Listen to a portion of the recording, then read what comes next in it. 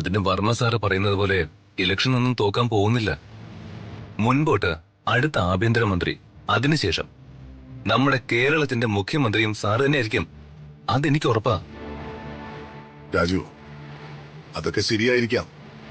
ചിലപ്പോ മുൻപോട്ടുള്ള ജീവിതത്തിൽ ഞാൻ തന്നെ ഇല്ലെങ്കിലോ? സാറ്, എനിക്ക് എന്തെങ്കിലും സംഭവിച്ചാലോ? മനുഷ്യന്റെ കാര്യമല്ലേ? ഗ്യാരണ്ടിയും വാരണ്ടിയും ഇല്ലാത്തൊരു ജീവിതമാണല്ലോ മനുഷ്യന്റേത്.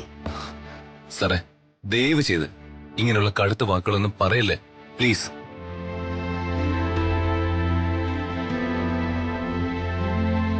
Raju, come on, move on. ജീവിതമാണ്. നീ വിവാഹം കഴിച്ച് നല്ലൊരു ജീവിതം ഉണ്ടായി ഒരു കുടുംബമായി കാണണമെന്നാ ഞാനും ആഗ്രഹിക്കുന്നത്. ഞാൻ അതിനെക്കുറിച്ചൊന്നും ഇപ്പൊ ആലോചിച്ചിട്ടില്ല സാറേ. സർ, ഇതാണ് പ്രശ്നം. ഞാൻ എപ്പ രാജുവിനോട് വിവാഹത്തെ പറ്റി സംസാരിച്ചാലും രാജു ഇത് പറഞ്ഞ് ഒഴിവായി കളയും. കുറച്ചു കാലം മുൻപ് വരെ ഈ ഋതികയുടെ കാര്യമായിരുന്നു. ഇപ്പോ ഋതിക രാജുവിന്റെ ജീവിതത്തിൽ ഇല്ലല്ലോ.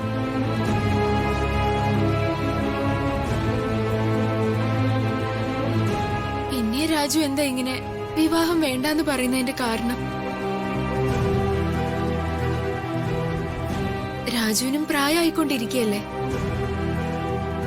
ഞാനെന്തായാലും എന്റെ മനസ്സിലെ കാര്യം പറഞ്ഞു വെച്ചു. ഞാനൊരാളെ വിവാഹം കഴിക്കുന്നുണ്ടെങ്കിൽ അത് രാജുവിനെ മാത്രമായിരിക്കും.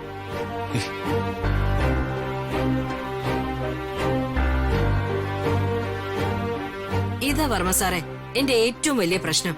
ഞാനാണെങ്കി ഇവളെ കൊഞ്ചിച്ചും ലാളിച്ചും വളർത്തി വഷളാക്കി. ഇവളിപ്പൊ രാജുവിനെ വിവാഹം കഴിക്കണമെന്ന് പറഞ്ഞിങ്ങനെ പിടിവാശി പിടിച്ചാൽ ഞാൻ എന്ത് ചെയ്യും വർമ്മ സാറേ? സാറ് രാജുവിനോട് സംസാരിച്ച് ഇതിനൊരു തീരുമാനം ഉണ്ടാക്കി തരണം.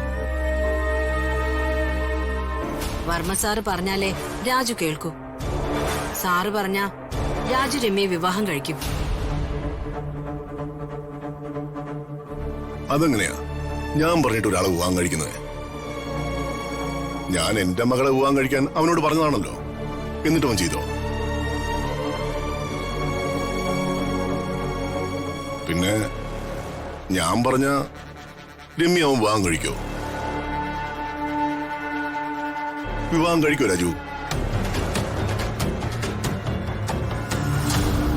രാജു, ഞാൻ സീരിയസ് ആയിട്ടാ ചോദിക്കുന്നേ. നിനക്ക് ഈ രമ്യ വിവാഹം കഴിക്കാൻ താല്പര്യമുണ്ടോ?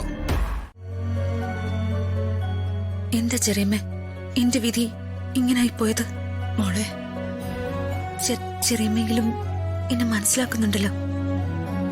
എനിക്ക് വേണ്ടി സംസാരിക്കാനെങ്കിലും ഒരാളുണ്ടല്ലോ.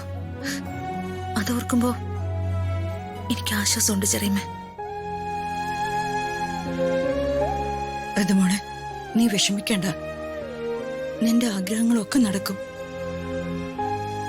അംബിക ചേച്ചിയുടെ ദുരുദ്ദേശം പോലെ ദീപക്കുമായിട്ടുള്ള വിവാഹം നടക്കില്ല. ചെറിയമ്മ പറയുന്നത്. ഇല്ല ചെറിയമ്മ,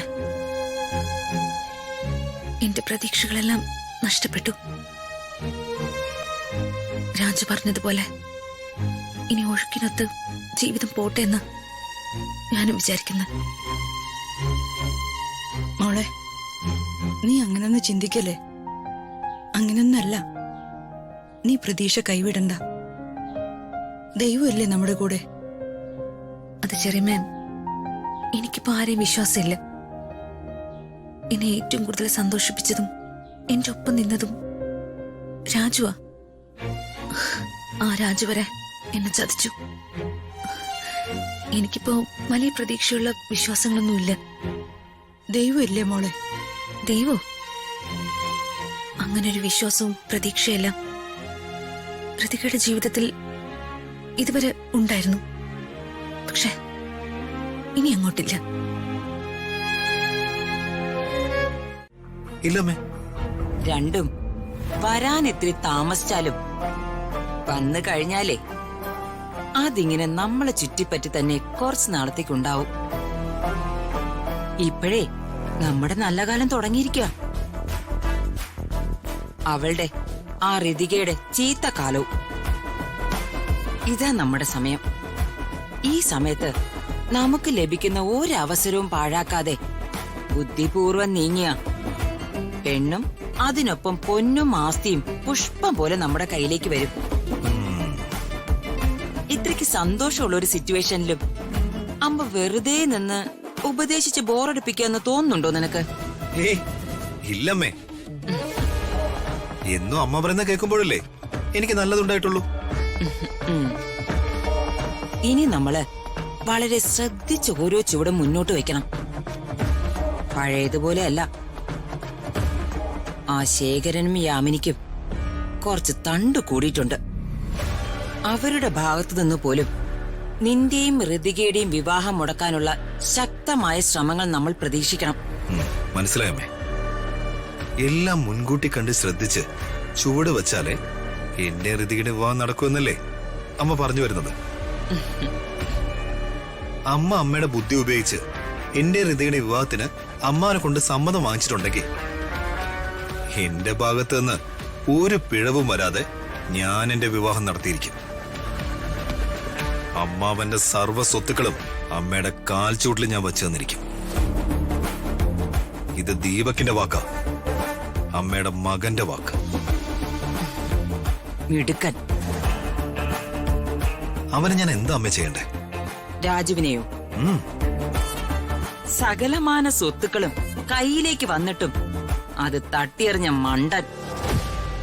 പക്ഷേ അവൻ പ്രതാപന്റെ വിശ്വാസം പിന്നെയും കാത്തു. മകളെ വേണമെങ്കിൽ രാജുവിന് വിവാഹം കഴിപ്പിച്ച് കൊടുത്തേക്കാമെന്ന് ചിന്തിക്കാൻ മാത്രം വലിയൊരു സ്ഥാനം അവൻ പ്രതാപന്റെ മനസ്സിലുണ്ടാക്കി. രാജുവിനി അപമാനങ്ങൾ ഏറ്റുവാങ്ങേണ്ട കാലമായിരിക്കണം. എല്ലാവരുടെയും മുന്നിലൂടെ ഈ വീട്ടിലിട്ട് നാണം കെടുത്തി അവസാനം ഇവിടെ നിന്ന് അവൻ സ്വയം ഇറങ്ങിപ്പോണം. അതിനെന്താ ചെയ്യേണ്ടതെന്ന് ഈ അമ്മ നിനക്ക് പറഞ്ഞു തരാം. ശരിയമ്മേ.